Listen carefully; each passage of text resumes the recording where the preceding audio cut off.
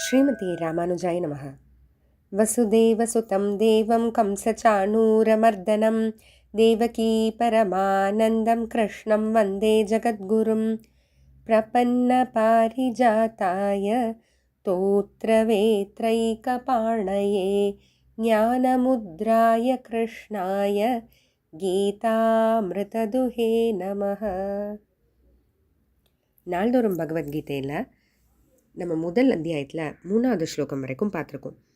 இந்த 3வது ஸ்லோகத்தில் தான் துரியோதனன் போர்க்களத்தில் தன்னுடைய ஆச்சாரியன் குருவான துரோணாச்சாரியரை பார்த்து பேச ஆரம்பிக்கிறதாவும், பேச ஆரம்பிக்கும் போதேவே பாண்டவ சேனையினுடைய சேனாபதியான திருஷ்டத்யும்னனை பற்றி பேசி, உன்னுடைய சிஷ்யன்தான், அவரே இன்னைக்கு வினையாக நமக்கு எதிர நிற்கிறாரு அப்படின்ற மாதிரிலாம் துரியோதனன் சொல்கிறத பார்த்தோம். இப்போ அடுத்த 3 ஸ்லோகங்கள், 4வது, 5வது, 6வது, இந்த 3 ஸ்லோகங்கள் மூலமாக துரியோதனன் பாண்டவ சேனையில் யார் யாரெல்லாம் வீரர்கள், சூரர்கள், மகாரத்தர்கள்லாம் இருக்காங்க அப்படின்னு வரிசைப்படுத்தி சொல்கிறத பார்க்க போகிறோம். 4வது ஸ்லோகம், அத்ர சூரா மகேஷ்வாசாஹ பீமார்ஜுன சமாயுதி யுயுதானோ விராட்டஷ்ச த்ருபதஷ்ச மகாரதஹ. அத்ர சூரா மகேஷ்வாசாக, அத்ர அந்த பக்கம், அங்கே எல்லாம் சூரர்கள். மகேஷ்வாசாக, இஷ்வாசகன வில்லு, மகேஷ்வாசகன சிறந்த வில்லாளிகள்.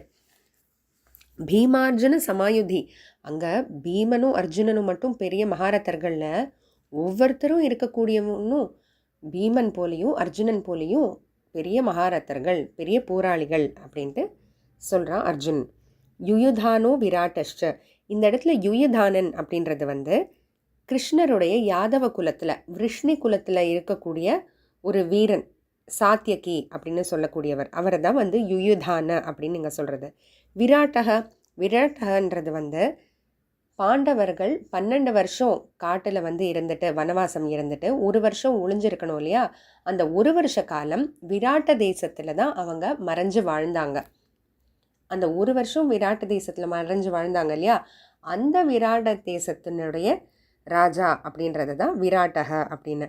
அடுத்து துருபதஷ்ட, துருபதன்றது இங்கே திரௌபதியோட அப்பா நம்ம பார்த்தோம் இல்லையா முன்னாடியே. மகாரதக, எல்லாரும் மகாரத்தர்கள்.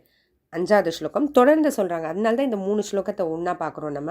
ஏன்னா தொடர்ந்து ஒரே விஷயத்த சொல்லிட்டு வரான் இல்லையா. 5வது ஸ்லோகம், திருஷ்டகேதுஷ்சேகிதானஹ காஷிராஜஷ்ச வீரியவான் புருஜித் குந்தி போஜஷ்ச சைப்யஷ்ச நரபுங்கவஹ. அடுத்து திருஷ்டகேது அப்படின்னு சொல்லக்கூடிய ராஜா, சேகிதானன், காஷிராஜஷ்ச காசி நாட்டு ராஜா, புருஜித் அப்படின்னு சொல்லக்கூடியவர், குந்தி போஜன் அப்படின்ற அரசன், ஷைபியஷ்ச ஷிபி சக்கரவர்த்தி அப்படின்றவரை பற்றி நம்ம ஒரு பிரபலமான ஒரு சரித்திரம் கேள்விப்பட்டிருப்போம். என்ன அப்படின்னா, இந்த வம்சத்தில் இருக்கக்கூடியவர் தான் இவங்களுடைய முன்னோர்கள்னு சொல்லலாம். பாண்டவர்கள், தார்த்தராஷ்டிரர்களுடைய முன்னோர். ஷிபி அப்படின்ற அந்த சக்கரவர்த்தி, அவர் ரொம்ப நல்ல தார்மீகமானவர், எல்லாருக்கும் தான தர்மம் செய்யக்கூடியவர், தர்மம் அதர்மம் எதுன்னு எல்லாம் தெரிஞ்சு நடக்கக்கூடியவர். அப்போ ஒரு முறை என்ன ஆகுது, அவர் அரண்மனை வாசலில் நின்றுட்டு இருக்கும்போது ஒரு புறா போகுது. அந்த புறாவை ஒரு பருந்து துரத்திட்டு வருது. அப்போ அந்த புறா ராஜா கிட்ட அடைக்கலம் நீ தான் ராஜா காப்பாற்றணும் அப்படின்னோடனே, அப்போ ராஜா அந்த பருந்து நிறுத்தி, இந்த பறவை என்கிட்ட அடைக்கலம் கேட்டுடுச்சு, எப்போ என்கிட்ட சரணம்னு என்கிட்ட அடைக்கலம்னு கேட்டால் அவங்கள நான் கண்டிப்பாக காப்பாற்றியே தீருவேன், அதனால் இந்த புறா வேண்டாம் அப்படின்ட்டு.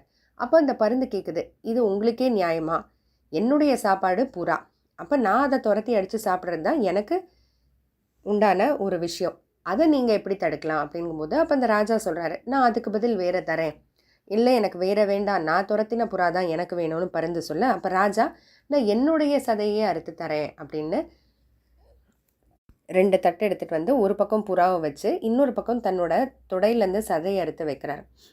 ஆனால் ரெண்டுமே பேலன்ஸ் ஆகலை. சமமானால் தானே அதுக்கு சமமான அவருடைய மாம்சத்தை எடுத்து வச்சிருக்கிறதா அர்த்தம். அறுத்து வைக்கிறாரு, ஆனால் அது இடை சமமாகவே ஆகலை. கடைசியில் என்ன செய்கிறாரு, தானே அந்த தட்டு மேலே உட்காந்து நீ என்னையே சாப்பிட்டுக்கோன்னு.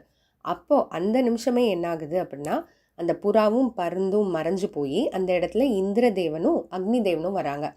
அவங்க 2 பேரும் சிபி சக்கரவர்த்தியினுடைய தார்மீகம், அவர் எப்படி இருக்கார், நிஜமாவே நல்லவரா அப்படின்னு சோதிச்சு பார்க்கறதுக்காக தான் இந்த மாதிரி வந்திருக்காங்கன்னு சொல்லி கடைசியில் அவருக்கு ஆசீர்வாதம் பண்ணி வரத்தெல்லாம் கொடுத்துட்டு போகிறாங்க. அப்படிப்பட்ட அந்த சிபி சக்கரவர்த்தியினுடைய வம்சத்தில் வந்தவங்க அப்படின்னு சொல்லிட்டு சைபியஷ்ச நரபுங்கவக. நரன்னா மனிதர்களுக்குள் தலைவர்கள் ஒவ்வொருத்தரும்.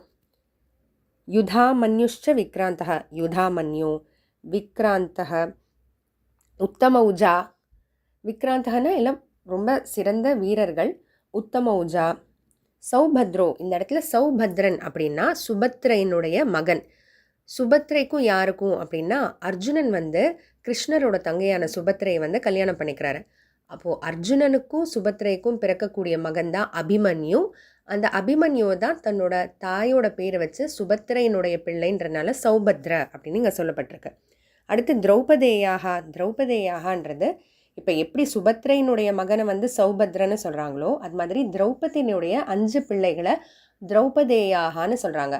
திரௌபதி பஞ்ச பாண்டவர்களை கல்யாணம் பண்ணியிருக்காங்க இல்லையா, அந்த 5 பாண்டவர்களுக்கு பிறந்தவங்க தான் இந்த 5 பேர், 5 பிள்ளைகள். அவங்கள தான் திரௌபதேயாக. சர்வ ஏவ மகாரதா. நான் இப்போ சொன்ன ஒவ்வொரு பேரும் சாதாரணப்பட்டவங்க இல்லை, ஒவ்வொருத்தவங்களும் மகாரத்தர்கள். மகாரத்தர்கள்னால் ஒரே சமயத்தில் நிறைய போராளிகள் கூட சண்டை போடக்கூடிய அந்த திறமை இருக்கக்கூடியவங்க அப்படின்ட்டு. அதனால் இந்த 3 ஸ்லோகங்கள் மூலமாக துரியோதனன் பாண்டவர்கள் பக்கம் யார் யார் வீராளிகள் இருக்காங்க, மகாரத்தர்கள் இருக்காங்க, எல்லாருமே சூரர்கள்னு வரிசைப்படுத்தி தன்னுடைய குருவான துரோணாச்சாரியார்கிட்ட சொல்லிக்கிட்டே வரான். தொடர்ந்து அடுத்து என்ன சொல்கிறான்னு பார்ப்போம். ஜெய் ஸ்ரீ கிருஷ்ணா.